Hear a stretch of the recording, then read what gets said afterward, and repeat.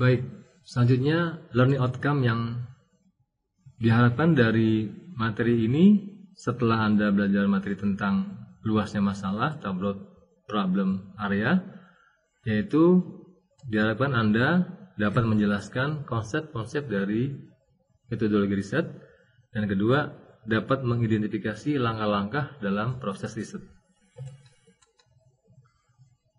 Yang pertama adalah kita akan bahas tentang pentingnya suatu masalah penelitian.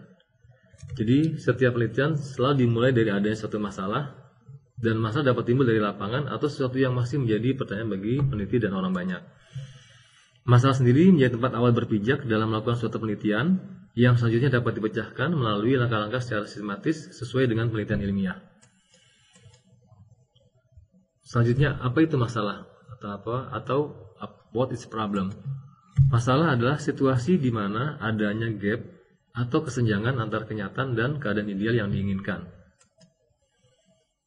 Kemudian di sisi lain ada yang disebut dengan simptom atau gejala dari masalah, di mana simptom tidak didefinisikan sebagai masalah sesungguhnya.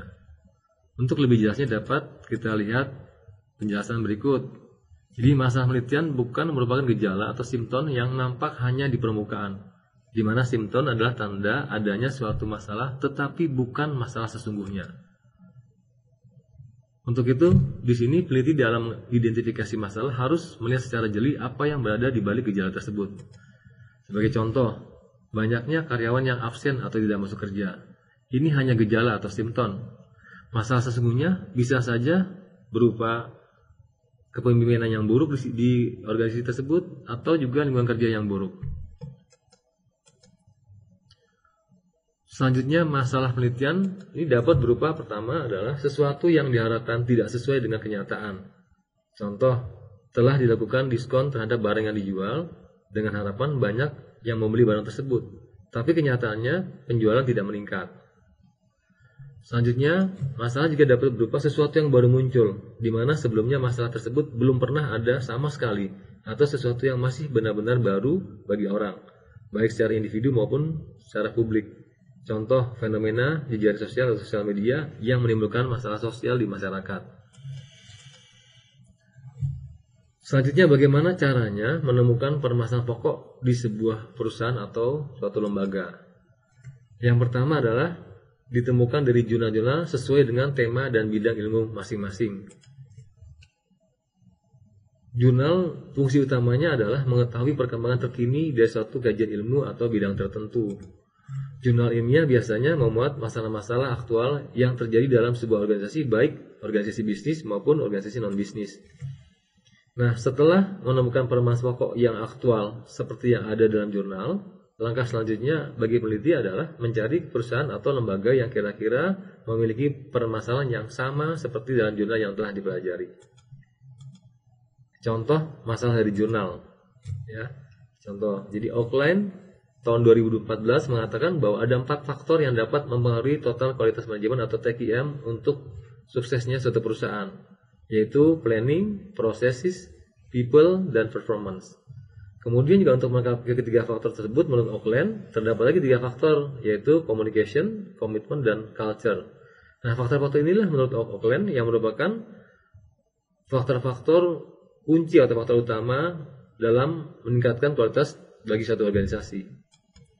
Namun, selanjutnya Pimentel dan Major tahun 2015 menemukan bahwa faktor yang dapat mempengaruhi kualitas untuk sukses ada 10, yaitu model Oakland yang tidak ada 7 ditambah dengan faktor lain yaitu customer, collective involvement, dan power. Nah, di sini berdasarkan perbedaan model yang telah ditemukan oleh Oakland dan Pimentel dan Major tahun 2015 ini, jadi penulis bisa tertarik untuk melakukan penelitian tentang sebetulnya faktor mana yang mempengaruhi total kualitas manajemen untuk perusahaan yang akan dijadikan objek penelitian. Yang kedua yaitu pemeriksaan dapat dilakukan dengan cara langsung kepada objek yang diteliti, ya, dan bisa berupa dalam bentuk wawancara kepada pihak yang terkait.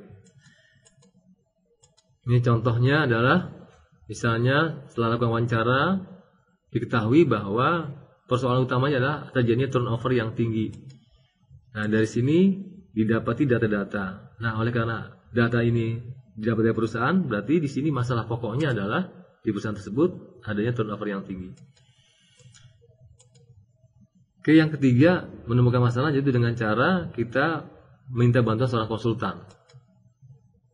Nah, dari ketiga ini yang paling memungkinkan untuk Anda sebagai mahasiswa dalam Islam karya ilmiah adalah alternatif yang pertama dan kedua tadi, yaitu yang dari jurnal maupun dari perusahaan itu sendiri. Setelah kita mengidentifikasi bidang masalah yang luas dan beberapa informasi awal yang dikumpulkan oleh peneliti, selanjutnya adalah perlu dipersempit tentang pernyataan masalahnya. Hal ini dapat dilakukan melalui wawancara dan penelitian kepustakaan. Setelah kita dapatkan pernyataan masalah yang jelas, yang spesifik, ya, maka kita bisa lakukan selanjutnya menentukan tujuan dan formulasi masalahnya. Di sini pernyataan masalah adalah pernyataan yang jelas, tepat, ringkas dari pertanyaan atau masalah yang akan diteliti dengan baik untuk menemukan jawaban atau solusi. Sebuah topik yang layak untuk penelitian adalah yang spesifik dan fokus. Demikian materi yang saya sampaikan. Untuk lebih Anda memahami lagi, berikut ini adalah latihan untuk Anda, ya. Oke, dari latihan ini berdasarkan yang ada ini, menurut Anda apa permasalahan pokok dari penelitian ini? Baik, referensi yang saya gunakan yaitu buku Umas Karan dan Bugi, buku metode riset, ya, research method for business, edisi ke-7. Baik, demikian materi yang saya sampaikan tentang luasnya permasalahan. Semoga bermanfaat bagi Anda. Sampai jumpa lagi pada pertemuan yang akan datang. Salam.